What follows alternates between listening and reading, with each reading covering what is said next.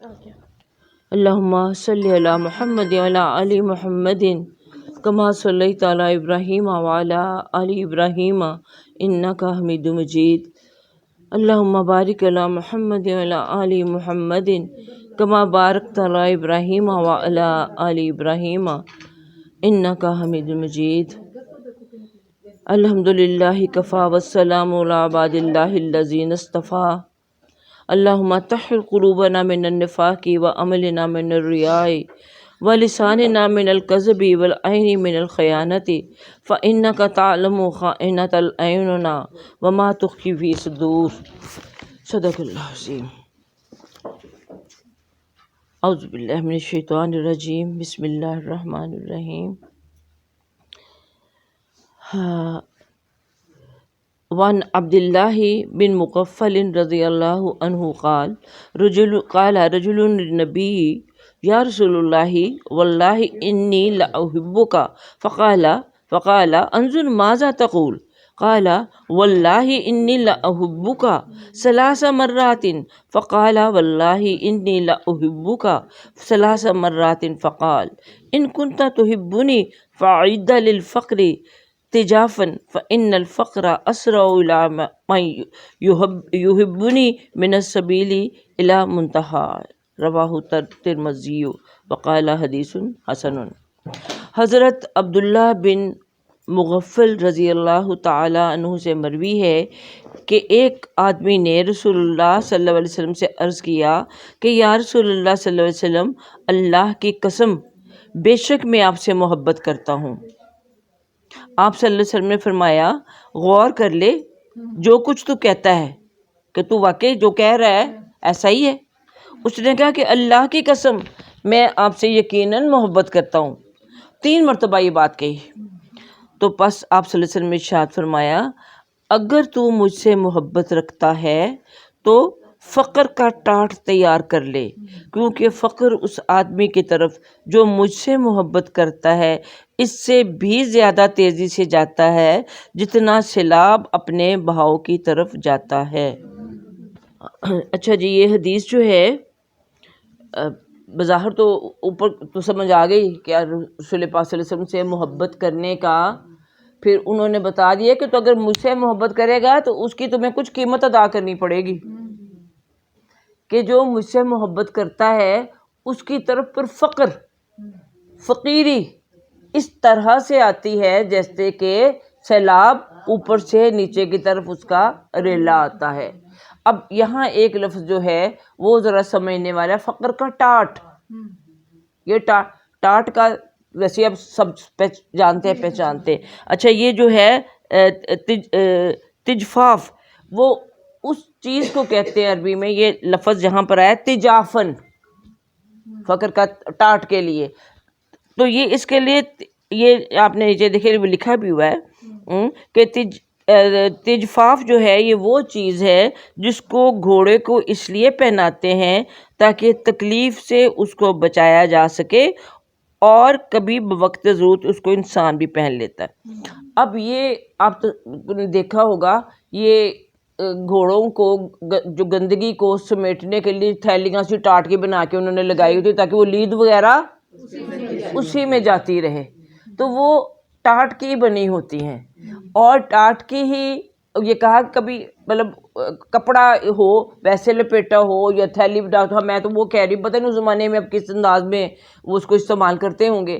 تو یہ ہے کہ اتنی غربت آئے گی، اتنی فقیری اور مسکنت آئے گی کہ ٹاٹ کا لباس بھی پہننا پڑ سکتا ہے۔ اور آپ کو یہ پتہ ہے کہ حضرت ابوبکر صدیق رضی اللہ تعالیٰ عنہ کہ انہوں نے ایک مرتبہ اتنا ان کا حال ہوا تھا کہ انہوں نے ٹاٹ کا واقعی لباس پہنا اور تنکے سے ان کو جیسے بٹن ہوتے ہیں نا ان کو آپ وہ جوڑا اس کو، تو نبی کریم صلی اللہ علیہ وسلم کے پاس اللہ جبرائیل علیہ السلام آئے تو انہوں نے بھی ٹاٹ کا لباس پہنا ہوا، تو آپ صلی اللہ علیہ وسلم نے پوچھا کہ یہ کیا؟ انہوں نے کہا کہ ابو بکر صدیق نے یہ لباس پہنا تو آج ہم نے بھی یہی پہن لیا۔ ہاں، ہم تصور کر سکتے ہیں کہ اس طرح کے لباس پہنے، اور اس رسول پاک صلی اللہ علیہ وسلم محبت کے دعوے تو ہم کرتے ہیں، لیکن کیا ہم اس لیول تک پہنچ سکتے ہیں کہ اس محبت کا ہم کچھ قیمت ادا کر سکے دنیا میں. جی اب بات یہ ہے کہ اور ایک اس کا معنی کہیں آپ کو لگے گا اس کو اگر تو مجھ سے محبت کرتا ہے تو فقر کی ڈھال تیار کر لے. اب فقر کی ڈھال بعض ترجمے میں نے پڑھا یہ بھی لکھا ہوا تھا اس لیے ڈھال ہی ہے نا وہ اس کو گھوڑے کو گندگی سے بچانے کے لیے کہ باقی لوگ بھی بچ جائیں اس سے. تو کیونکہ وہ ڈھال جو ہے وہ اس کو دنیا کی محبت سے مبتلا نہیں ہونے دیتی. اگر فقیری کو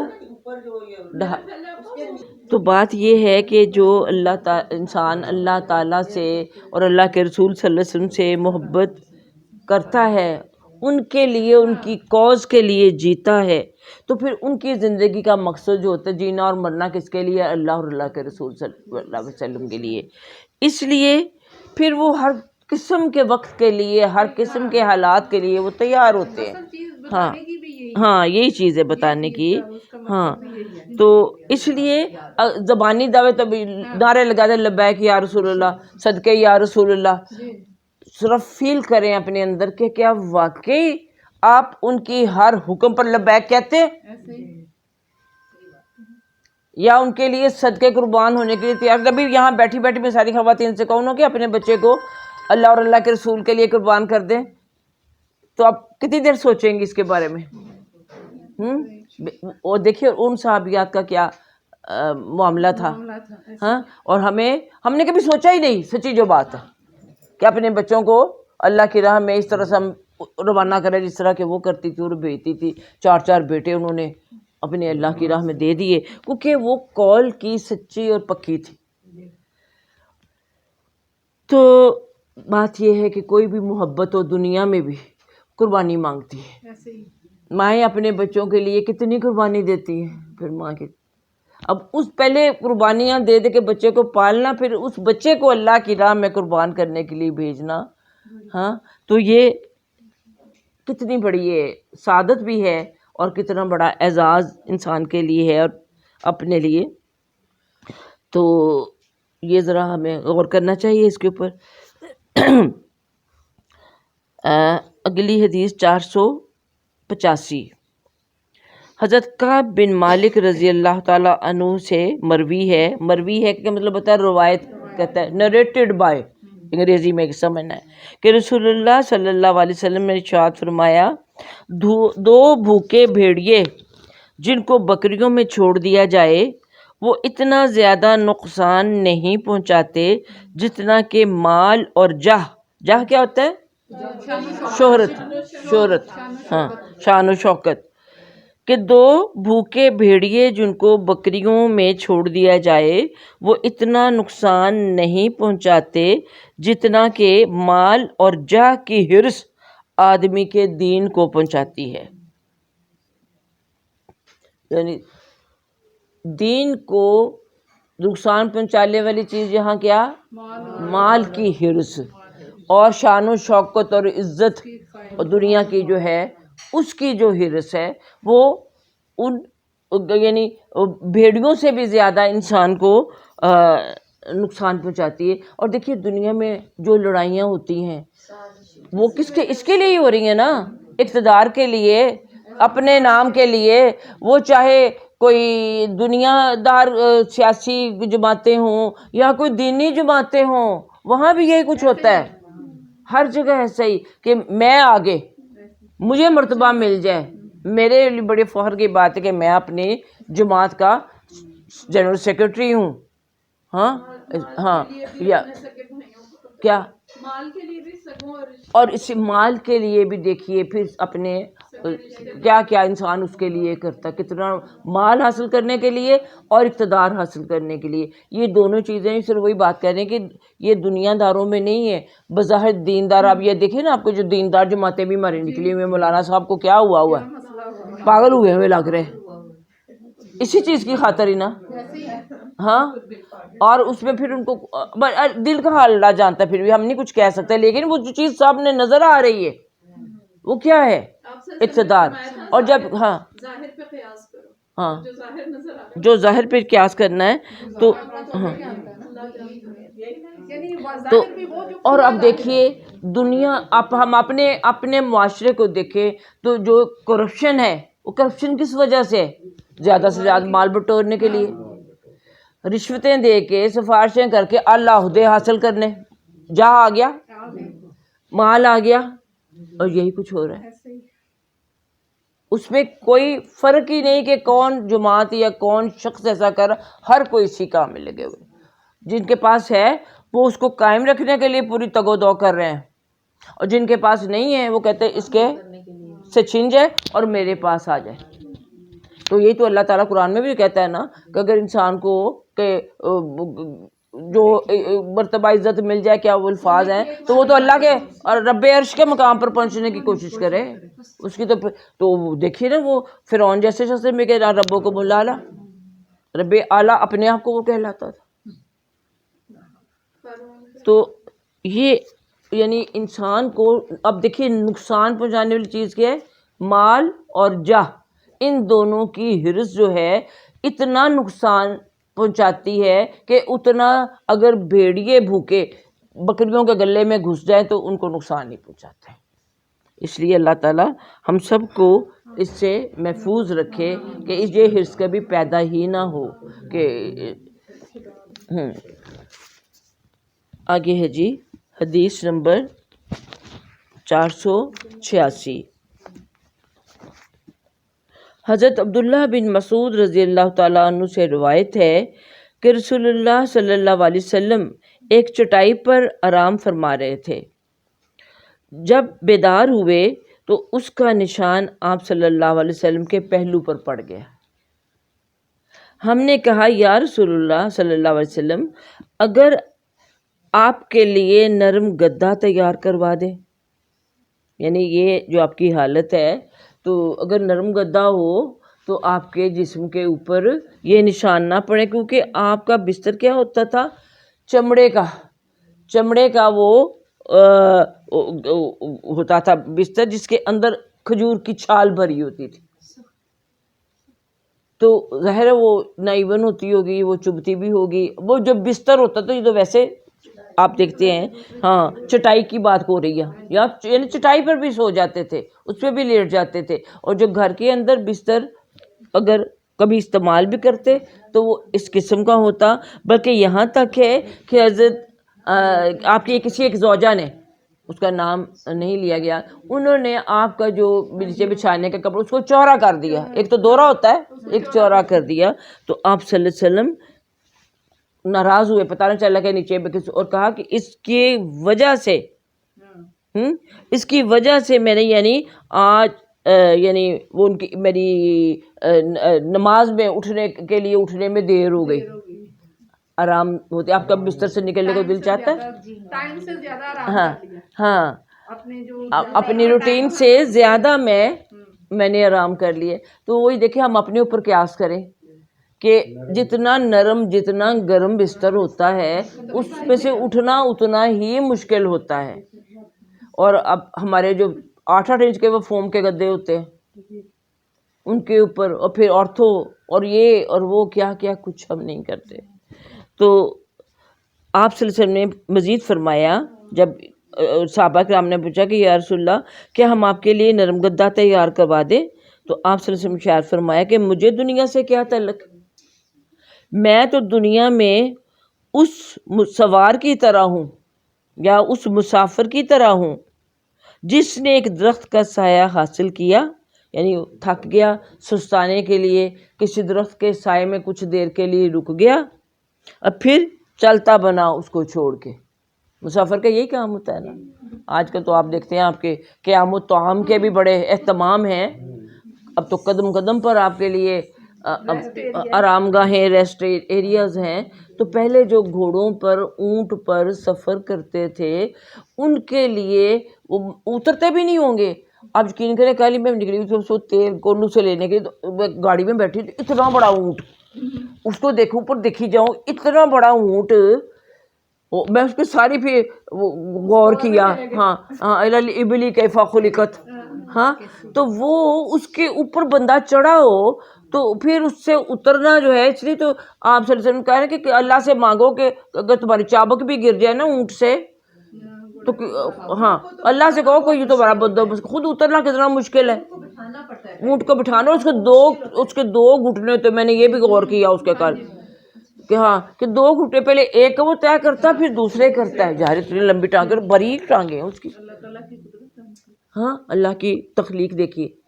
تو اس اونٹ پہ یعنی کہ اب کہ سفر انسان کر رہا ہو، گھوڑا تو پھر بھی آسان ہے، لیکن گھوڑے پہ بھی بڑے قسم اس کے بیٹھتے ہیں، یعنی کہ وہ کہتے ہیں فلاں تو ننگی پیٹھ پہ سوار ہو کے چلا گیا، کہ ننگی مطلب جو بہادر ہوتے ہیں یا جس طرح سے، ہاں ہاں تو جو گھوڑے لمبے سفر کرنے کے لیے ان کے اوپر تو باقاعدہ پھر وہ یہ اس کی زین وغیرہ کسی ہوتی ہے، اونٹوں کے بھی پالان، اب دیکھیں نا وہ خواتین سفر کیا کرتی تھی تو ان کے پالان بڑے وہ آرام دہ سے بنائے گئے ہوتے۔ تو اب آپ صلی اللہ علیہ وسلم نے کیا فرمایا کہ مجھے دنیا کی ان آرام و آسائشوں سے کیا میرا تعلق ہے، میں تو دنیا میں اس مسافر کی طرح ہوں جس نے ایک درخت کا سایہ حاصل کیا پھر چلتا بنا۔ اچھا، کیونکہ اصل منزل تو آپ کی کیا تھی؟ جنت، اور ہم سب کی اصل منزل جو ہے وہ جنت ہی ہے۔ آخرت تو ہے، لیکن آخرت کے حوالے سے ہمیشہ ہمیں ذہن میں رکھنا چاہیے کہ جنت کا حصول ہے، وہ اصل مقام ہے ہمارے لیے، اس پہ جانے کے لیے ہمیں کیا کرنا ہے، یہ سارا کچھ ہمیں قرآن و حدیث میں بتا دیا گیا ہے۔ ہم بھی اگر اپنا ٹارگٹ، اپنی منزل جنت کو بنا لیں کہ میں نے یہ حاصل کرنی ہے، تو آپ کو میرا خیال ہے ہر بندے کا اپنا ایک مزاج اور ایک ذوق ہوتا ہے۔ عام لوگ جو ہوتے ہیں مطلب عموماً کیوں دوزخ سے ڈرایا گیا کہ یہ جس طرح پنشمنٹ، ریوارڈ اینڈ پنشمنٹ والی بات ہے نا، کہ لوگ کہ بچے یا بڑے ڈرتے ہیں سزا سے، کہ ٹھیک ہے کوئی انعام ملے یا نہ ملے، کم از کم سزا سے بچ جائے۔ ہاں کچھ لوگ ہوتے ہیں جن کو سزا کی طرف توجہ نہیں ہوتی، وہ ان کی مقصد کیا ہوتا ہے کہ نہیں میں نے اپنے استاد کی یا اپنے والدین کی رضا مطلب حاصل کرنی ہے، ان کو مجھے سزا، ریوارڈ، مجھے انعام ملے یا نہ ملے، یعنی سیکنڈ اس کی یہ سٹیج ہے کہ آپ کو انعام ملے یا نہ ملے، ریوارڈ اینڈ پنشمنٹ دونوں سے بالا تر ہو کے جو اچھا اسٹوڈنٹ ہے وہ کس پہ غور کرتا ہے کہ میرا استاد مجھ سے خوش ہو جائے، تو اللہ مجھ سے خوش ہو جائے۔ ہاں تو اس طرح سے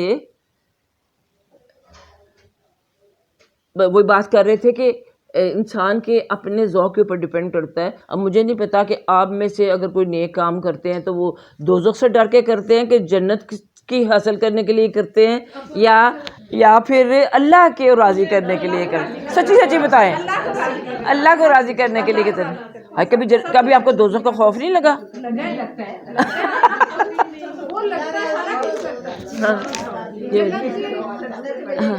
نہیں دیکھیے نا، کچھ کہتے ہیں دوزخ سے بچ جائے پھر جو مرضی ہوتا رہے، ہاں اللہ خوش تو سب مل جائے گا، ہاں جب اللہ راضی ہو ہاں اللہ کو راضی کرنے کے بھی کام دیکھیں نا، ہم کیا ہمیں کرنے ہیں جس سے اللہ ہم سے راضی ہو جائے، کہ نہ وہ جنت کی لالچ نہ دوزخ کا خوف، کہ ہمارا پروردگار ہم سے راضی ہو جائے، بس یہی ٹارگٹ ہوتا ہے۔ تو بہرحال یہ منزل یہاں میں اس حدیث میں جو ہے ہمیں کیا پتہ چل رہی ہے؟ جنت، آپ صلی اللہ علیہ وسلم کی منزل وہی تھی۔ تو اس کے لیے دنیا کیا ہے؟ ایک مسافر خانہ کہہ لیجئے، یا ہم تو مسافر خانہ کہتے ہیں، یہاں تو درخت کا سایہ ہے۔ مسافر خانے میں تو قیام و طعام میں تو پھر بھی آپ کچھ ٹائم گزارتے ہیں، کچھ کھاتے پیتے ہیں، کچھ آرام ریلیکس کرتے ہیں، لیکن جب درخت کے سائے کے نیچے کتنی دیر آپ کھڑی رہ سکتے ہیں؟ اور پھر جب اونٹ یا گھوڑے پہ سوار ہو اتریں گے، آرام کریں گے تو آپ کو ہو سکتا ہے نیند ہی آ جائے۔ تو اس لیے جو مسافر ہوتا ہے نا اس کو ہوتا ہے کہ میرا سفر جلدی طے ہو جائے، میں اپنی منزل پہ پہنچ جاؤں۔ اور دیکھیے نبی کریم صلی اللہ علیہ وسلم کتنی جلدی منزل پہ پہنچ گئے، اور کیا کچھ کر کے نہیں گئے، اور کتنا کچھ کر کے نہیں گئے۔ کل ابھی سعد بن معاذ رضی اللہ عنہ کی بات کر رہے تھے کہ صرف 6 سال اسلام کے گزارے، اور کتنی عمر تو شاید 33 تھی ان کی جب وہ دنیا سے گئے، کہ 30s میں ہی تھی۔ کیا کچھ کر کے نہیں وہ چلے گئے، اور ہماری عمریں ہم نے کیا کیا؟ کھانے پینے پہننے اوڑھنے میں زندگیاں گزر جاتی ہے دنیا کے کاموں میں، پتہ ہی نہیں کہ ہماری منزل کیا ہے۔ ہم تو مسافر ہیں، یا ایھا انسان انک کادح الی ربک کدحا فملاقیہ، کہ اے انسان تو مشقت پہ مشقت اٹھاتا ہوا چلا جا رہا ہے اپنے رب سے ملاقات کے لیے. ہماری منزل کیا ہے؟ وہ رب سے ملاقات. اور ہم اس راستے میں پھر مشقتیں اٹھاتے. اب آپ نے پیچھے شاید اسی حدیث میں بھی پڑھا تھا کہ وہ جنت کو اللہ تعالیٰ نے ڈھانپ دیا. جب وہ جو حدیث ہے سنائی تھی ہاں کہ جنت اللہ تعالیٰ نے کسی کو دکھائی, اس نے کہتے بڑی خوبصورت جگہ, یہ بڑا اچھا, کون نہیں چاہے گا یہاں آنا. پھر دوزخ دکھائی تو کہا کہ یہ دوزخ تو اتنی بری جگہ ہے, یہاں تو کوئی بھی نہیں آنا چاہے گا. تو پھر آپ صلی اللہ علیہ وسلم نے کیا کیا بتاتے ہیں کہ پھر اللہ تعالیٰ نے اس جنت کے راستے اس کو ڈھانپ دیا کانٹوں سے. وہ پہلے تو پھول پھل لگے ہوں گے نا, اور یہ مشکلات سے, اور پھر دکھایا ہاں کہ دیکھو جنت کا راستہ ایسا ہے, یہاں پہنچ گئی, ایسے نہیں کسی نے چلے جانا. اور دوزخ کو بڑا خوبصورت اس کا راستہ بنا دیا. تو بہرحال یہ تو راستے ہیں جو ہم نے طے کرنے ہیں. تو یہاں مشکل اٹھا لیں گے. اور آپ نے پہلی حدیث میں پڑھا کہ فقر کا ٹاٹ پہننا پڑتا ہے پھر اگر اللہ اور اللہ کے رسول سے محبت کا دعویٰ کرتے ہیں. تو میں تو اس مسافر کی طرح ہوں جس نے ایک درخت کا سایہ حاصل کیا, پھر چلتا بنا, پھر اس کو چھوڑ دیا, یعنی چھوڑ کے کہ میں تو دنیا میں ایک مقصد کی تکمیل کے لیے آیا ہوں, ایک مشن کی تکمیل کے لیے آیا ہوں. جب میرا یہ مشن پورا ہو جائے گا تو میں چل دوں گا. ہاں, اور یہی ہوا. جیسے ہی دین کا کام مکمل ہو گیا حجۃ الوداع پہ فرما دیا الیوم اکملت لکم دینکم, اور ساتھ ہی کہ شاید میں اگلے سال تمہارے درمیان نہ ہوں. اور ایسا ہی ہوا کہ آپ 81 دن کے بعد رخصت ہو گئے دنیا سے. کام مشن اوور, کام مکمل ہو گیا. حدیث نمبر 487 حضرت ابو ہریرہ رضی اللہ تعالیٰ عنہ سے مروی ہے کہ رسول اللہ صلی اللہ علیہ وسلم نے فرمایا کہ فقراء مالداروں سے جنت میں 500 سال پہلے داخل ہوں گے. ہاں کہ جو فقراء ہیں وہ جنت میں 500 سال پہلے امیروں سے داخل ہوں گے. 500 سال, اور سال آپ ذرا سوچیے, اگر ان سالوں کو دیکھی, میں تو پتہ نہیں ہمیں سمجھانے کے لیے چلو ہمارا سال ہی صحیح 365 دنوں والا, لیکن آخرت کا جو ایک ایک دن ہے وہ کہیں 1000 سال کے برابر, کہیں اس کو کتنے ہزار سال کے 50,000 سال کے برابر. اب اگر وہ دن لیں تو سوچئے کہ کتنی وہ, اگر وہ 500 سال پہلے جائیں گے تو جب ایک دن 50,000 سال کا ہوگا تو 500 سال کتنے ہوں گے. لیکن یہ جو تعداد ہوتی ہے نا, یہ ہمیں سمجھانے کے لیے ہوتی ہے. ہاں, اور آپ دیکھتے ہیں کہ احادیث میں اور قرآن میں کوئی بھی تعداد 1000 سے اوپر تو گئی نہیں. 1000 سے بھی نہیں, تسبیحات دیکھ لے, کچھ بھی, کیونکہ ان لوگوں کو اتنی گنتی نہیں آتی تھی. اب دیکھیے نا آج باتیں ہوتی ہیں اربوں خربوں کی, ملین ٹریلینز کی, جو حساب کتاب بتا رہے ہمیں سمجھ نہیں آتی ہیں. اور بچے ہم آنا 2 آنے خرچ کرتے تھے, آج بچے اسکول جاتے تو 100-200 لے کے جاتے ہیں. اور 175 کا ایک پیزا کا پیس آ گیا, بچے بتا رہے تھے. حیرت ہوتی ہے, اتنا مہنگا, اتنا, اور ان کے اتنے ہی کیلکولیٹ کرتے ہیں وہ. اور جب دماغوں کو تو استعمال کم کرتے ہیں, وہ کیلکولیٹر جو آگے ہر حساب کتاب کے لیے. تو اب دیکھیے پتہ نہیں یہ گنتیاں کہاں تک پہنچنی. ہم تو پہلے وہ ٹرکی کے وہ لیرا ہوتے ہیں نا, لیرا کہتے ہیں, کوئی جانا نا کسی نے اتنے لیرا لگا ہے, اتنے لیرا. تو یہ ہمیں سمجھانے کے لیے کہ بہت زیادہ, تو اس کے لیے 100 آ جائے گا. ہاں, تو یہ 100,000 سال آ گیا لیلۃ القدر کے جو ہے وہ اس کی بہتری کے لیے. بہرحال یہاں پہ ہم جو پڑھ رہے ہیں اس میں ہے کہ فقراء مالداروں سے جنت میں 500 سال پہلے جائیں گے. اب یہ ہر فقیر نہیں داخل ہو جائے گا, ہر غریب نہیں داخل ہو جائے گا. جس نے غریبی جو ہے ایمان اور مال صالحہ کے ساتھ گزاری ہوتی, نہیں تو وہ کتنی بد نصیبی ہے کہ دنیا میں بھی محرومیاں اور اللہ سے شکوے کرتا رہا, اور محرومیاں اپنی جگہ موجود رہیں. ہاں, اور وہ ڈاکے ڈالتا رہا اور دوسروں کو کوستا رہا, تو وہ تو صبر کے ساتھ غریبی نہیں کاٹی. اٹھے ہوتے ہیں اور دوسری بات ہم جا کے دیکھتے تو نہیں ہے نا. جمعے کو بڑی مشکل سے پڑھائی جاتی ہے ان کو, چلو جو کپڑے بھی لے لو ہم سے, کپڑے نہیں صاف ہے لے لو, پھر بھی پڑھنے والی کو پڑھ لیتی کوئی نہیں پڑھتی. یہ دیکھیے آپ کا ہمارا کام ہے کہ کہنا ہاں. تو اب وہاں جنت میں جلدی کیوں 500 جلدی پہلے کیوں پہنچیں گے کہ حساب کتاب نہیں دے رہے ہوں گے. مالدار تو ابھی حساب کتاب میں لگے ہوں گے اور وہ ان کا حساب کتاب کوئی نہیں, نمازیں پڑھتے رہے, حلال کماتے رہے, محنت کی کمائی دیکھیں. یہی آپ کام والوں کی باتیں کرتی ہے, کتنی محنت کرتی ہے. ہمیں اگر ہم ان کو فرض کریں 1000 دیتے, ہمیں کوئی 5000 بھی دے نا تو ہم پھر بھی نہ کام کریں اپنے ہی گھر کا. ہاں, اور جو چل کے آتی, آج نہیں نا چل کے آئیں, آج ہماری آج بارش ہو گئی, اور کچھ بارش میں بھی آتی ہیں جن کو یہ پتہ ہوتا ہے کہ بھی ہم نے جانا ہے, یہ ہمارا کام ہے اور ہم نے رزق حلال کمانا. یہ بھی بات ایک کمیٹڈ ہوتی ہیں. کچھ کوئی بھی ملازم ہو تو کچھ کہتے تھے جان چھٹی ہماری. ہاں دیکھو نا, آج اس کلاس کے لیے بھی فون مجھے آ رہے تھے کہ ہے, میں نے کہا کوئی بارش آندھی نے اپنے راستے میں کبھی الحمدللہ حائل نہیں ہونے دی. ہاں, جو کرنا ہے وہ کرنا ہے. ہماری کمٹمنٹ اللہ کے ساتھ ہے, اللہ آسانیاں کر دیتا ہے.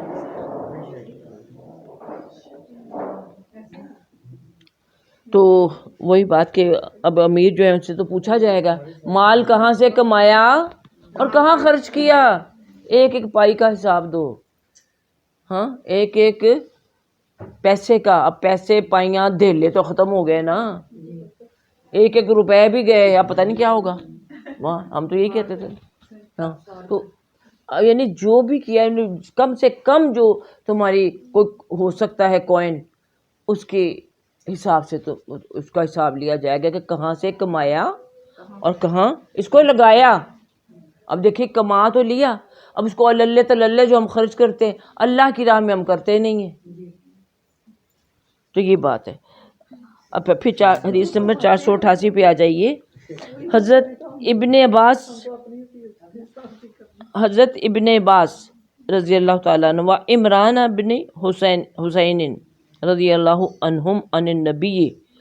حضرت ابن عباس عمران بن حسین رضی اللہ تعالی عنہم سے مروی ہے. اب دیکھیے یہاں عنہم کیوں آیا, دو نہیں, بتائیے 2 سے زیادہ کس طرح ہوئے؟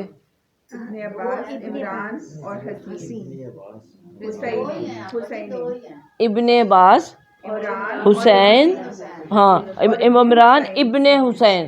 اب حسین 3 ہو گئے نا, اس لیے ان کے لیے عنہم آیا. اور اگر ابن عباس کو بھی عبداللہ بن عباس کہہ لیں تو پھر تو 4 ہو جاتے. یہ چیزیں بھی آپ ذہن میں رکھیے. ان سے مروی ہے کہ نبی اکرم صلی اللہ علیہ وسلم نے فرمایا. اب دیکھیے بتائیے 2 لوگ جو ہیں یہ یا 3 لوگ جو ہیں وہ ان سب سے یہ روایت ہے کہ نبی اکرم صلی اللہ علیہ وسلم نے فرمایا کہ میں نے جنت میں جھانکا تو پس میں نے وہاں کی اکثریت نادار لوگوں کو پایا. جنت میں جھانکا تو وہاں میں اکثریت کس کی تھی؟ نادار لوگوں کی. اور میں نے آگ یعنی جہنم میں جھانکا تو وہاں دیکھا کہ وہاں کی اکثریت عورتوں پر مشتمل ہے. اب یہ آپ نے کہاں جھانکا؟ جو معراج پہ گئے ہوں گے وہاں دیکھا ہوگا. ہاں, پہلے آگے اور حدیث آنے والی اس میں اور بھی کہاں کہاں دیکھا. تو جنت میں دیکھا تو کس کو دیکھا؟ زیادہ غریب لوگ موجود ہیں, اور جہنم میں زیادہ عورتیں. کیوں؟ ہاں, زبان کا غلط استعمال کرتی ہیں عورتیں, زیادہ بولتی ہی رہتی ہیں. آپ نے دیکھا مردوں کو کہ چپڑ چپڑ بول رہے ہیں ہر وقت, اور جہاں 2-3 عورتیں اکٹھی بیٹھ جائیں گی وہاں شروع ہو جائیں گی سارے اگلے پچھلے ان کے شجرہ نسب پوچھنے کے لیے. کہیں ٹرین میں, کہیں بس میں, کہیں چھوڑتے ہیں, کہیں ڈاکٹر پہ بیٹھی ہوئی ہیں, ساری بیماریاں بھی اپنی ڈسکس کریں گے, سب کچھ کریں گے. نہیں غیروں, ہم تو اجنبی لوگوں کی بات کر رہے ہیں نا. ہاں, اجنبیوں سے اتنی جلدی نہیں مرد گھلتے ملتے جتنی عورتیں فوراً ہی وہ ہو جاتی ہیں. تو پھر اس میں دیکھیے کوئی جھوٹ کوئی سچ سب کچھ ہی چلتا ہے. پھر ایک تو زیادہ بولنے کا نقصان, پھر بولنے میں بھی پھر اس طرح کی جو چیزیں آ جاتی ہیں جو دوسرے کو تانے دینا, اس میں سب سے بڑی دوسری وجہ کہ چغلی کرتی ہو تم. عورتوں کی بات اور دیکھیے ساری بہویں سسرال والوں کی برائی کرتے, داماد اپنے سسرال والوں کی کرتے کبھی کبھی. ہاں میں اس حساب سے نہیں کرتے, عورتوں کا تو موضوع یہی ہوتا نا. ہاں ہاں مرد کہتی ہے عملی طور پر کرتے ہیں. ہاں لیکن یہاں تو ہم وجہ کرتے, کچھ وجہ ہے نا عورتوں میں جو اکثریت وہاں پہ ہے مردوں سے بڑھ کر, ان میں پھر آپ صلی اللہ علیہ وسلم نے دیکھیے وہی بات ہے. اب یہ تو آپ چھوڑیے کہ زبان کا استعمال یا چغلی کا یا اس طرح کی, ہاں اصل چیز جو یعنی لان تان کرنا یہ بھی عورتوں میں ہر وقت پھٹے منہ, لعنت ہو تم پر. ہاں تو یہ الفاظ جو ہوتے ہیں یہ عورتیں استعمال کرتی ہیں. ہاں مرد کم ہی یہ بھی ایسے الفاظ استعمال کرتے ہیں, پھٹے منہ بس. تو یہ بھی تو لعنت ہی ہوتی ہے. ہاں جی تو اللہ تعالیٰ کی نہیں, ہمیں یہ وجہ نہیں بتائی گئی, یہ ہم کہہ سکتے ہیں لیکن وجہ ہمیں یہ بتائی گئی ہے وہ یہی ہے کہ زبان کا غلط استعمال اور لعن طعن, چغلی اور خاوند کی ناشکری بڑی وجہ. آپ صلی اللہ علیہ وسلم نے آگے عورتوں کو خبردار کیا تھا کہ تو وہ بھی حدیث ہے کہ ساری زندگی تمہارے لیے وہ کما کے لاتا, تمہارے لیے وہ کرتا ہے, اور تمہیں جب بھی اس کی کوئی بات ناگوار لگتی تو کہتی میں نے ساری زندگی اس گھر میں کبھی کسی کو دیکھا ہی نہیں. اور میرا یہ جملہ ہر عورت زندگی میں ایک دفعہ تو ضرور بولتی ہے. تو اللہ ہمیں معاف کرے. لیکن یہاں پہ جن چیزوں کو آپ صلی اللہ علیہ وسلم نے وہ کیا ہائی لائٹ کیا ہے نا, ہم ان کا صرف ذکر کریں گے, ٹھیک ہے نا. تو خاوند کی ناشکری جو ہے, دیکھیے جو نکاح کا خطبہ ہے اس کا آغاز الحمدللہ سے شروع ہوتا ہے. اللہ تیرا شکر ہے کہ تو نے یہ موقع دیا کہ انسان کا جو تقاضا ہے ایک عمر کے ساتھ اس کی تکمیل کے لیے تو نے جائز ذریعہ عطا کیا اور نسل انسانی کو آگے بڑھانے کا ایک وسیلہ بنایا. دیکھیے جب بچیاں کتنی پیاری ہوتی ہیں لیکن ذرا ان کی عمریں ڈھل جائیں تو ماں باپ کیسے مائیں پریشان ہوتی ہیں اس کے لیے کہ یہ اس کا رشتہ نہیں آ رہا, یہ رشتہ نہیں ہو رہا. ہاں تو جب کہیں بات طے ہو جاتی تو شکر نہیں کرتے.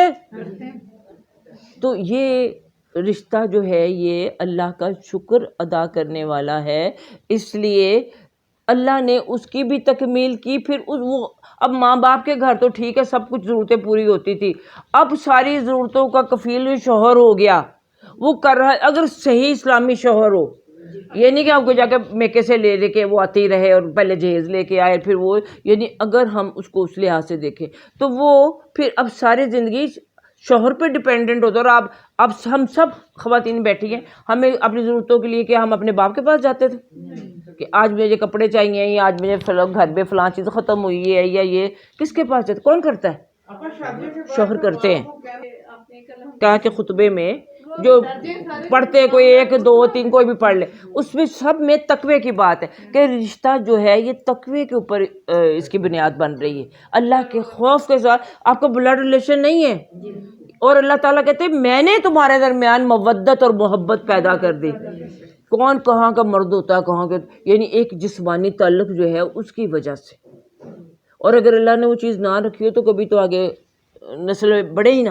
اور مقصد یہی ہے, اور آج ہم کہتے ہیں نسلیں نہ بڑھے, خود انجوائے کریں. اور اگر مرد و عورت کی شوہر بیوی کس سے نہیں ہو رہی, چلو مرد اور عورتیں اس طرف آ گئے, یعنی وہ اپنی جو سیکسول گریٹیفیکیشن ہے اس کی تسکین کے لیے ہم چاہتے ہیں. ہم یہ نہیں کہ ہمارا مقصد کیا ہے. اللہ تعالیٰ نے کہا کھیتی, مرد عورتیں تو ہماری کھیتی ہیں.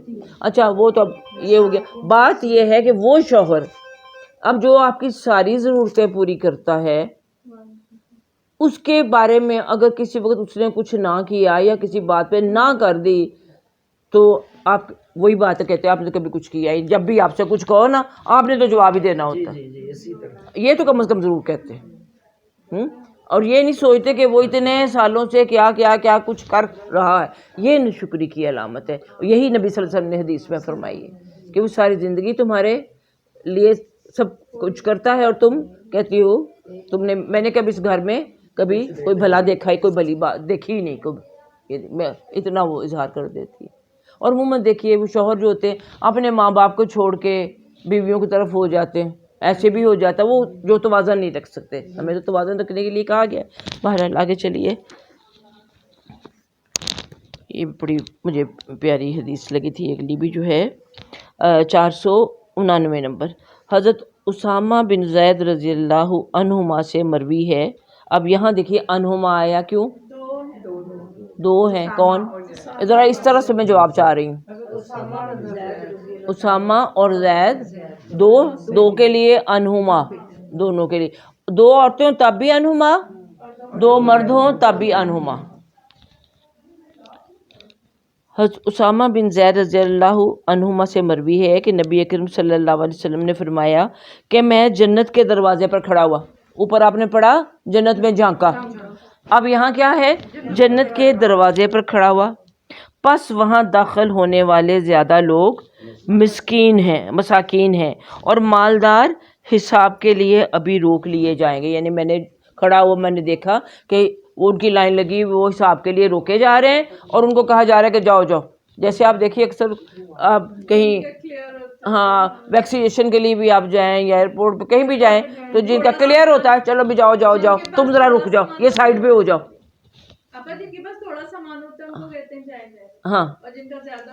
ہاں تو ان کو روک لیا گیا. البتہ آگ والے، ان کے بارے میں آگ یعنی جہنم کی طرف جانے کا حکم دے دیا گیا. اس دیکھیے پہلی حدیث سے بھی اور اس حدیث سے بھی کیا ہمیں پتہ چل رہا ہے کہ نبی کریم صلی اللہ علیہ وسلم کو جنت دوزخ کا مشاہدہ کرایا گیا. ایک تو آپ سب جانتے ہیں کہ معراج شریف کے موقع پر آپ صلی اللہ علیہ وسلم کو مشاہدہ کرایا گیا. تو اس کے علاوہ کوئی بتا سکتا ہے؟ نماز پڑھا رہے تھے، وہ ماشاء اللہ نغبہ بڑی توجہ سے میں پڑھتی سنتی ہیں، جو بھی اس کو یاد رہتا ہے. اسی لیے ہاں نہیں آپ بھی اپنی اب تیاری کرو آگے کے لیے. ہاں تیاری، ہاں انشاءاللہ. ہاں دیکھیے اللہ تعالیٰ نے جو صلاحیتیں دی ہوتی ہیں یہ ان کا بہترین استعمال تو پھر یہی ہے نا. ہمیں تو پتہ نہیں تھا، ایسے اٹھ کے بیٹھ گئے تھے اور یہاں ہمیں تو اب نظر آ رہا ہے. ہمیں کسی ٹیچر نے نہیں کہا تھا تم یہ کام کر سکتی. اور کچھ اسٹوڈنٹس ہوتے جن کے اندر اہلیت نظر آ جاتی ہے اور کچھ اللہ جانتا ہے کہ کتنی اہلیت ہے، ان سے بھی بڑھ کر ہو جاتی. وہ کہتے ہیں نا جو قافلے میں پیچھے بعد میں شامل ہونے والے سالار بن جاتے ہیں، قافلہ سالار بن جاتے ہیں. تو ایسے ہی اللہ تعالیٰ جس سے جو کام لینا چاہے تو بڑا اچھا لگتا ہے. اس کو ماشاءاللہ یاد رہتا ہے اور اس کو کر دیتی ہے ریلیٹ اس سے. تو اب دوسری انہوں نے بالکل صحیح بتائی بات. ایک تو معراج پہ آپ صلی اللہ علیہ وسلم نے دیکھا، پھر آپ صلی اللہ علیہ وسلم ایک دفعہ نماز کسوف پڑھا رہے. نماز کسوف کیا ہوتی ہے؟ کسوف چاند والی ہوتی ہے، خسوف سورج والی ہوتی ہے. تو آپ چاند گرہن والی نماز پڑھا رہے تھے تو آپ نماز پڑھاتے پڑھاتے آپ کا ہاتھ بے اختیار آگے گیا، پھر آپ نے پیچھے کیا اور پھر دوسری مرتبہ اسی نماز میں آپ پیچھے ہٹے رکھے جیسے بندہ پیچھے ہٹتا ہے. تو بعد میں صحابہ کرام رضی اللہ عنہم پوچھا نماز جب اوور ہو گئی کہ کیا یہ نماز کا حصہ ہے کہ آگے بڑھنا اور پیچھے ہٹنا؟ تو آپ صلی اللہ علیہ وسلم فرمایا کہ نہیں، مجھے ابھی نماز پڑھاتے ہوئے جنت کا مشاہدہ کرایا گیا اور میں نے جنت کے پھل دیکھے تو بے اختیار ان کو توڑنے کے لیے میرا ہاتھ بڑھ گیا. اور پھر دوسرے مرحلے میں مجھے دوزخ کا مشاہدہ کرایا گیا تو میں ڈر کے پیچھے ہٹا. یعنی نماز کے دوران آپ صلی اللہ علیہ وسلم کو یہ کیفیات حاصل ہو جاتی. اور بتائیے پتھر ایک دفعہ گرا تھا تو آپ صلی اللہ علیہ وسلم کو آواز آئی تھی اور صحابہ کرام کو بھی. ہاں اور آپ صلی اللہ علیہ وسلم نے فرمایا تھا کہ آسمان پہ اتنے فرشتے ہو کر نہیں وہ تو ہے نا، لیکن جنت دوزخ کا مشاہدہ نماز کسوف میں، معراج شریف کے موقع پر اور خواب میں بھی آپ صلی اللہ علیہ وسلم کو جنت دوزخ دکھا دیے گئے تھے. تو آپ صلی اللہ علیہ وسلم نے تو وہی بات ہے، ایک چیز ہوتی ہے آنکھوں دیکھی، اور یہ آنکھوں دیکھی تھی معراج کا جو واقعہ ہے جاگتی آنکھوں سے. انسان تو بھی کہتے ہیں جی دیکھیں ابراہیم علیہ السلام نے کیوں اللہ سے کہا کہ اللہ تعالیٰ مجھے بتائیے کہ آپ کس طرح مردوں کو زندہ کریں گے. تو اللہ تعالیٰ نے کیا کہا تھا, کیا تمہیں یقین نہیں میری بات کا, کہ میری بات کا یقین نہیں کہ مردوں کو کیسے زندہ یا اللہ یقین تو ہے لیکن میں دل کا اطمینان چاہتا ہوں, کہ مجھے دل کا میں نے یعنی آنکھوں انسان سے دیکھتا ہوں دل کا پھر اس کو اطمینان ہوتا ہے واقعی ایسا ہے, اور پھر دوسرے بھی اس کی اس بات کا یقین کر کے اس بات کو پھر عمل کرتے. جیسے موسیٰ تو علیہ السلام ہاں جی کے جلوہ دکھا اللہ اونچی بولو. علیہ السلام نے جیسے کہا تھا ہاں کہ دکھا تو اللہ نے کہا لن ترانی, تو ہاں موسیٰ علیہ السلام کی بات کر رہی, ہاں کہ ان کو تو اللہ نے کہا تھا کہ نہیں آپ نہیں دیکھ سکتے, لیکن آپ صلی اللہ علیہ وسلم کو اللہ تعالیٰ نے, اب دیکھیے یہ تو وہ تو دیدار کی بات کر رہے ہیں, وہ بھی دیکھیے ہمارے ہاں ذرا اس پہ کنٹروورسی ہے. کچھ لوگ تو بالکل ثابت کرتے ہیں کہ معراج کے موقع پر آگے جو گئے تھے کیا ہوا تھا. ہاں چلیے اگر جو اس اینگل سے دیکھنا چاہتے تو ان کو آپ کو میں الگ سے میں بتاؤں گی کہ کچھ لوگ ناراض ہو جاتے ہیں. ہمیں دیکھیے دونوں چیزیں سامنے رکھنی چاہیے کہ اگر وہ حضرت عائشہ رضی اللہ تعالیٰ عنہا حدیث آتی ہے کہ جس نے کہا اس نے جھوٹ کہا, ہاں لیکن حضرت عائشہ تو جب معراج ہوئی تو ابھی تو پیدا بھی نہیں ہوئی تھی, کہ پیدا ہو گئی ہوئی تھی, لیکن وہ نکاح شادی کچھ ابھی تو 10 نبوی میں, اور نکاح تو ان کا مدینے میں آ کر شادی ہو رہی ہے. ہاں 12 سال کی, 9 سال کی, 6 سال ساری عمریں وہ لی جاتی ہیں, مطلب اتنی کم سن تھیں وہ. بہرحال وہ دلیلیں ہر دونوں طرف موجود ہیں کہ واقعی اللہ کے دیدار سے وہ گفتگو روبرو ہوئی تھی, یا پھر وہ ہاں آواز صرف آئی تھی, کیونکہ آواز کی حد تک تو, کیونکہ وہ یہ ان کا کہنا ہے نا کہ جبرائیل علیہ السلام تک جہاں تک گئے آگے وہاں تک آواز کا معاملہ ہے. تو جہاں وہ گئے پھر وہاں تو پھر سورہ نجم کی آیات کو اتنا ایک دفعہ توجہ سے پڑھیے گا, کچھ چیزیں کلیئر ہوں گی. تو بہرحال اپنا اپنا بلیف جو بھی سمجھ لے وہ بات الگ ہے. اب آپ نے بات چھیڑ کے نا دوسرا کر کے آؤٹ آف کانٹیکسٹ کہ ہم بات جنت کی کر رہے ہیں, انہوں نے اللہ کو دیکھنے کی کر دی تو پھر ہمیں بھی کرنی پڑ جاتی ہے. ہاں تو لیکن اس حدیث میں وہ اللہ کے دیکھنے والی بات کوئی نہیں ہے, اس میں صرف جنت دوزخ کو دیکھنے کی والی بات ہے. اور دیکھا کیا کہ زیادہ مساکین جو ہیں وہ جنت میں جا رہے ہیں, اور مالداروں کو حساب کے دیکھا کہ ابھی ان کو روکا جا رہا ہے. اور آپ کو پتہ ہی پہلے بھی بتایا ہے کہ آپ صلی اللہ علیہ وسلم نے وہاں کیا دیکھا تھا, عبد الرحمن بن عوف کا ذکر رضی اللہ تعالیٰ عنہ کا فرمایا. عبد الرحمن بن عوف اتنے مالدار صحابی, اور اللہ کی راہ میں عبد الرحمن بن عوف حضرت عثمان غنی جو دونوں تھے, یہی تو اللہ کی راہ میں خرچ کرنے والے تھے ہر موقع پہ بڑھ کے.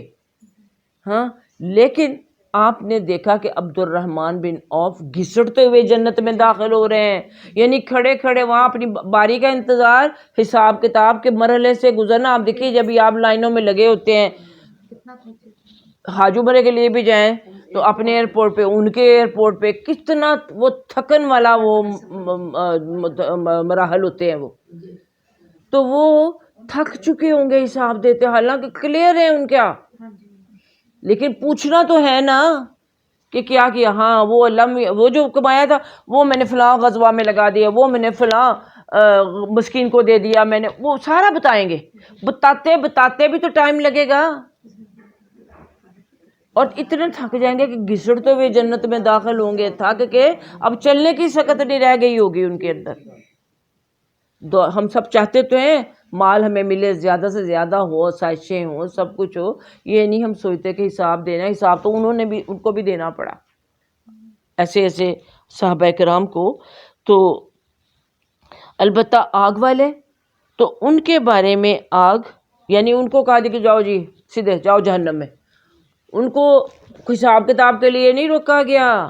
جن کے بائیں ہاتھ میں مال نامے دے دیے کہ وہ ہیں جہنم والے, کوئی پوچھ گچھ نہیں. ایک تو بیچ والے ہوں گے نا جن سے پوچھا جائے گا, جن کے دائیں ہاتھ میں مال نامے ہوں گے ان سے پوچھا جائے گا کہاں سے کمایا, کہاں کیا. کچھ میں کوئی نیکیاں بھی ہوں گی, اس میں کچھ بدیاں بھی ہوں گی. عموماً ہم لوگ مجھے اگر سوچے تو ویسے ہی ہیں, کوئی بھی نہیں کہہ سکتا میں گناہوں سے پاک ہوں اور میری بالکل 100% رزق حلال ہے. کوئی کہہ سکتا ہے ہم میں سے؟ نہیں. اور ابھی داہنے ہاتھ والے جو ہیں ان سے پوچھا تو کہاں سے کمایا، وہ اس کی وضاحت اس کو دینی پڑے گی. کہاں خرچ کیا، وضاحت دینی پڑے گی. اچھا یہ تھوڑی سی غلطی بھی ہو گئی، یہ حساب کتاب میں یہ ہو گیا، وہاں کر لیا، بچوں کی وجہ سے کر لیا. اللہ تعالیٰ کہ چلو جاؤ، نیکیاں زیادہ ہیں، غلطیاں گناہ کم ہیں، چلو جاؤ جنت میں. اب جو جہنم والے ہیں ان سے تو کوئی پوچھ گچھ نہیں، وہ تو ہیں ہی جہنم والے. اولئک اصحاب النار هم فیہا خالدون. ان کو تو ڈائریکٹ، وہ تو دیکھیے جب پل صراط پر سے گزرے ہوں گے مسلمان مومن جو گزرے ہوں گے، منافق بھی ساتھ ہی گھسیں گے. پھر ان منافقوں کا آپ پا رہے ہیں، آپ کو پتا ہوگا ان کا کیا بننا ہے. تو جو دوزخی ہیں ان کو تو رائٹ اوے دوزخ میں بھیج دیا گیا ہوگا پہلے ہی، وہ تو گئے. تو اس لیے ان کو تو کوئی پوچھ گچھ ہے ہی نہیں، انہوں نے تو جانا ہی وہاں پہ ہے. تو یہی آپ صلی اللہ علیہ وسلم نے دیکھا. اچھا جی، اگلی حدیث اب یہ آخری اس باب کی ہے، اب یہیں پہ میرا خیال ہے ہمیں آج مکمل کرنا. حدیث نمبر 490. حضرت ابو ہریرہ رضی اللہ تعالی عنہ سے مروی ہے کہ نبی کریم صلی اللہ علیہ وسلم نے فرمایا، اب اکیلے ابو ہریرہ ہیں تو کیا ہے، چلیے آج یہ بھی پکا ہو جائے عنہ. اگر ان کی جگہ عائشہ ہوتا پھر کیا ہوتا عنہ. آپ کو تو پتہ ہے سب کو، میں ادھر دیکھ رہی ہوتی، ان کو بھی پتہ ہے، اتنا پتہ سب کو چل گیا ہوا. ہاں انشاءاللہ. تو حضرت ابو ہریرہ رضی اللہ تعالیٰ عنہ سے مروی ہے کہ نبی کریم صلی اللہ علیہ وسلم نے فرمایا، سب سے سچی بات جس کو کسی شاعر نے کہا وہ لبید کی بات ہے. لبید کون تھا؟ یہ کون سے شاعر تھے؟ پرووک کرتے تھے مسلمانوں کو، وہ بھی کرتے، ہاں ان کو جنگوں کے لیے کرتے تھے. اور یہی وہ تھے جنہوں نے وہ کوثر، سورہ کوثر کا جب ہاں جنہوں نے کہا تھا یہ سورہ کوثر کو پیش کیا تھا کہ اس کا اگلا مصرع آپ بتائیں، تو انہوں نے کہا تھا کہ ما ھذا قول البشر، یہ کسی انسان کا قول نہیں ہے. وہ ان کا شاعری کا مقابلہ ہوتا تھا نا، تو شاعری کا مقابلے میں بہت سورہ شعراء میں آپ کو بتایا تھا کہ ان کو تو ان کی تو باتیں شعر بھی ہوتی تھی، ان کی عورتیں، ان کے مرد، ان کے بچے، ان کو شاعری کا شوق ہی بڑا تھا. ہاں اس لیے تو قرآن کی زبان بھی الگ سے شاعرانہ لگتی ہے نا، اس کے اندر ردم ہے، وہ اس کے اندر وہ قافیہ ردیف ہمیں نظر آتا ہے.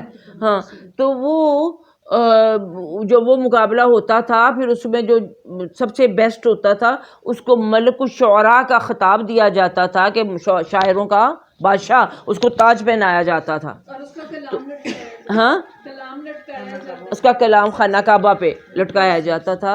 تو ایسا مقابلے میں اپنا یہ جو نبی کریم صلی اللہ علیہ وسلم نے سورہ کوثر کو پیش کیا.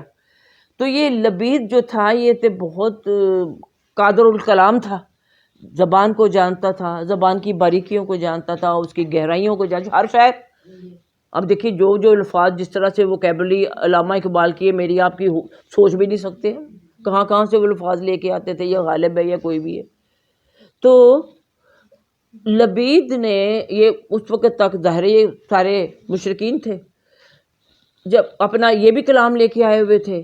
اب جب یہ محمد صلی اللہ علیہ وسلم کا کلام انہوں نے دیکھا تو پکار اٹھے، یہ اتنی سی چھوٹی سی 3 آیتوں کی صورت کو پڑھ کے، ما ھذا قول البشر، کہ یہ کسی بشر کا قول ہو ہی نہیں سکتا کہ 3 اتنی سی آیتوں میں اتنی گہرائی، اتنا کچھ بیان کر دیا گیا ہے.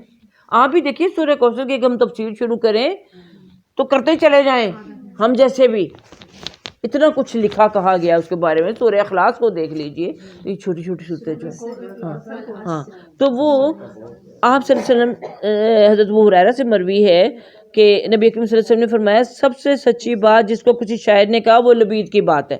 وہ سچی بات اس نے کیا کہی تھی کہ الا، خبردار سنو. الا کا لفظ یہاں بھی آیا، قرآن میں بھی آتا ہے نا، الا بذکر اللہ تطمئن القلوب. سنو، خبردار رہو، اللہ کے ذکر میں ہی اطمینان ہے. آگاہ کرنے کے لیے کسی کو متوجہ کرنے کے لیے. تو انہوں نے لبید نے کیا شعر تو نہیں یہاں بیان کیا گیا، لیکن یہ الا کل شین ما خلی اللہ باطل، کہ خبردار سنو ہر چیز اللہ کے سوا مٹ جانے والی ہے یا باطل ہے. باطل کا لفظ ہے نا یہ حدیث کے الفاظ میں. باطل آپ سب سمجھتے ہیں جھوٹ، ختم ہو جائے باطل، جا الحق و زہق الباطل، حق آ گیا باطل مٹ گیا، باطل چلا گیا. تو ہر چیز اللہ کے سوا جھوٹ ہے، ختم ہو جانے والی، بے حقیقت ہے. یہ بات انہوں نے لبید نے کہی، اور یہ بات جو ہے اس لیے آپ صلی اللہ علیہ وسلم فرمایا کہ یہ سچی بات ہے، کیونکہ یہ سچی بات جو لبید نے کہی اس نے کہاں سے ڈرائیو کی تھی، کہاں سے لی تھی؟ قرآن سے. قرآن میں کیا کل من علیہا فان ویبقی وجہ ربک ذو الجلال، کل من ہر چیز، ہاں اسی طرح کل شیء ہالک الا وجہ، کہ ہر شے ہلاک ہونے والی سوائے اللہ تعالیٰ کی ہستی کے. تو اس سے اس نے یہ شعر کا ایک مصرع یہاں دیا گیا ہے کہ اس نے بھی اسی چیز کو اپنے شعر میں اپنایا. اسی ضمن میں آپ کو میں نے بھی کبھی مثال کے طور پر بتایا ہی ہوگا، سورۃ الرعد کی وہ آیت ہے نا جس میں میں نے لکھی تھی کہ ان اللہ لا یغیر ما بقوم حتی یغیروا ما بانفسہم، کہ اس وقت تک ہاں اللہ تعالیٰ کسی قوم کے حال کو نہیں بدلتا جب تک کہ وہ اپنے حالات کو، اپنے اوصاف کو نہیں بدلتے. جب تک وہ خود بدلتا ہے تو اللہ بھی بدلتا ہے. اس کے بارے میں علامہ اقبال کا کیا شعر ہے؟ خدا نے آج تک اس ہاں اب یار، خدا نے آج تک اس قوم کی حالت نہیں بدلی، نہ ہو جس کو ہاں خیال کچھ اپنی ہاتھ. سبحان اللہ، یہ علامہ اقبال کو سب ان کا شعر کو جانتے ہیں الحمدللہ. اور یہ تو ایک مثال ہے نا بہت سارے علامہ اقبال کے قرآن سے. اب دیکھیے قرآن سے وہ انسپریشن، اور اسی کو انہوں نے اپنے شعروں میں سمویا. اب دیکھیے اسی طرح وہ لبید نے، جس طرح یہ آپ آیت اور اس شعر کے دیکھ رہے ہیں، اسی طرح لبید نے بھی شعر کہا. تو آپ نے شعر کو کیا کہا کہ یہ بات بالکل یہ سب سے سچی بات، سب سے سچی بات جس کو کسی شاعر نے کہا وہ لبید کی بات ہے. ہاں تو اس سے ہمیں کیا پتہ چلتا ہے کہ اچھے شعر پڑھنا یا اچھے شعر کہنا اور ان سے وہ کہتے ہیں نا استشہاد کرنا یا گواہی لینے، اس سے یعنی گواہی دے رہا ہے نا قرآن کے الفاظ کی، تو وہ ہمارے لیے جائز ہے. ہاں تو اس شعر میں بھی وہی جو قرآن نے کہا کہ آخرت کی زندگی کے بارے میں ہمیں وہ جو کل من علیہ فان والا مضمون وہ بیان کیا گیا ہے، جس سے ہمیں پتہ چلتا ہے کہ اصل زندگی آخرت کی زندگی ہے، وہی ہمیشہ رہنے والی ہے، اور جو دنیا کی زندگی ہے یہ ناپائیدار ہے، یہ ختم ہو جانے والی ہے. اور اسی کے اوپر ہمارا دیکھیے آج مضمون ہمارا مکمل ہو رہا ہے. کون سا ہمارا یہ باب تھا؟ دنیا سے بے رغبتی، کہ دنیا میں زہد، اور یعنی کیا ہے کہ دنیا سے بے رغبت، زہد کے بارے میں تھا یہ سارا باب. اور اس کا اختتام ہم کس پہ کر رہے ہیں؟ کل من علیہا فان. یہ تو سب کچھ ختم ہو جانے والا ہے تو کیوں اس کے ساتھ دل لگانا. اب پچھلی ساری حدیثوں کو آپ مد نظر رکھیں تو اس کا لب لباب یہی نکلتا ہے کل من علیہا فان، کہ یہ دنیا ختم. وآخر دعوانا ان الحمد للہ رب العالمین. فصدق اللہ العظیم، صدق رسولہ النبی الکریم. تو جاتے جاتے ایک بار پھر کہ جو کچھ کریں ہم اس دنیا میں آخرت کو مد نظر رکھ کر کریں، کہ اصل زندگی وہ ہے، وہاں جا کے آرام ہم نے پانا. آج کی حدیثوں کو یہ آپ مد نظر رکھ لیں تو بھی. دعا کوئی کرنے کی؟ الشیطان الرجیم، بسم اللہ الرحمن الرحیم. اللہم صلی علی محمد وعلی آل محمد کما صلیت علی ابراہیم وعلی آل ابراہیم انک حمید مجید. اللہم بارک علی محمد وعلی آل محمد کما بارکت علی ابراہیم وعلی آل ابراہیم انک حمید مجید.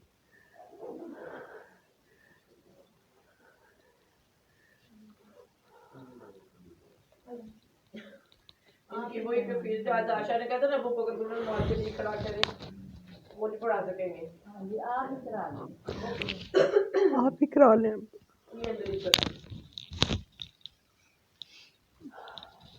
اللہ تعالیٰ ہمیں بھی ایسی رفقت اور دل کی نرمی عطا کرے.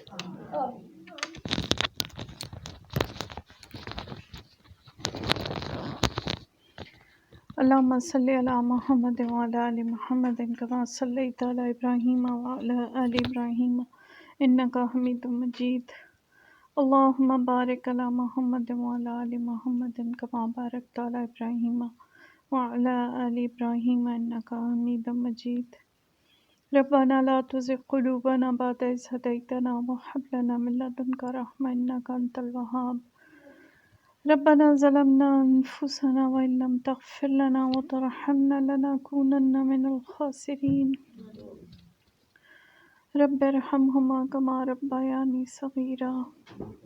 ربنا أتمم لنا نورنا واغفر لنا إنك على كل شيء قدير. ربنا آتنا في الدنيا حسنة وفي الآخرة حسنة وقنا عذاب النار. اللهم إني أسألك من فضلك ورحمتك. اللهم اجعل خير عمري آخره وخير عملي خاتمه وخير أيامي يوم لقائك. اللهم اكفني بحلالك عن حرامك واغنني بفضلك عمن سواك. واحفظنا بما حفظت به الذكرى وانصرنا بما نصرت به الرسل إنك على كل شيء قدير. یا اللہ، یا رب، یا رحیم، یا کریم، یا پروردگار عالم، تیرے اور تیرے نبی صلی اللہ علیہ وسلم کے ذکر کے لیے ہم سب جمع ہوتے ہیں. یا اللہ، آج ہم نے اس دنیا سے بے رغبتی کا ساری احادیث یا اللہ پڑھی. یا پاک پروردگار عالم، الحمدللہ دنیا سے رغبت رہی بھی نہیں، اور اللہ تعالیٰ جتنی تھوڑی بہت رہ گئی ہے اس کو بھی تو خرچ کے مٹا دے. یا پاک پروردگار عالم، ہمیں بھی صحابہ کی طرح والی طلب اور لگن ہمارے دلوں میں ڈال دے یا اللہ، تاکہ ہم بھی ان کے ساتھ حشر میں کھڑے ہونے کے قابل ہو سکیں. صرف پڑھ کے ہی سن کے ہی نہ چلے جایا کرے میرے مالک. ہمارے عمل بدل دے یا اللہ، ہمارے دل بدل دے یا اللہ. ہمیں اس قابل کر دے کہ نبی صلی اللہ علیہ وآلہ وسلم حوض کوثر پہ ہمیں دیکھ کے سوخن سوخن نہ کہہ دے یا اللہ. ہمیں ان تک جانے کی توفیق مل جائے یا پاک پروردگار عالم، ان کے ہاتھ سے پانی پینے کی توفیق مل جائے یا اللہ. ان کے جھنڈے تلے جمع ہونے کی توفیق مل جائے یا اللہ. ہمیں اتنی محبت ہے لیکن حق ادا کرنے کی توفیق عطا فرما دے یا اللہ. ہم تیرا بھی حق ادا کر سکیں اور تیرے نبی صلی اللہ علیہ وسلم جو ہماری خاطر اتنی تکلیفیں اٹھا کر گئے یا اللہ، ہمیں ان کا حق ادا کرنے کی بھی توفیق عطا فرما دے. آپ صلی اللہ علیہ وسلم کے نقش قدم پر چلنے کی توفیق عطا فرما دے اور ولا تتبعوا خطوات شیطان سے بچا لے یا اللہ.